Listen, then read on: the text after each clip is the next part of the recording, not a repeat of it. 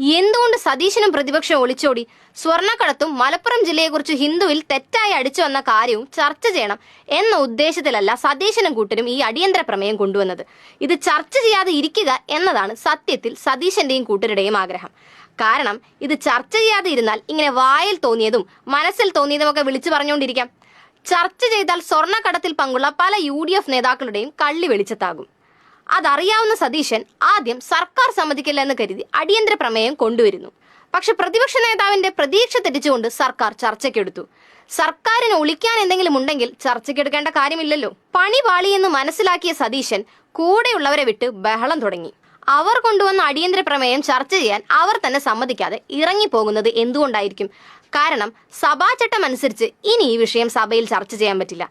അതാണ് സതീശന്റെ ആവശ്യം. ഇതിനി സഭയിൽ ചർച്ച ചെയ്യരുത്. കേരളത്തിലെ ജനങ്ങൾ ഒറ്റ കാര്യം ആലോചിച്ചാൽ മതി. എന്തുകൊണ്ട് അവർക്കൊരു അടിപൊളി അവസരം കിട്ടിയിട്ട് അവർ അതിൽ നിന്നും ഒളിച്ചോടി? കാരണം ഇതിൽ മറയ്ക്കാനും മുക്കാനുമുള്ളത് UDF നേതാക്കൾക്കാണ്. അതാണ് കാര്യം.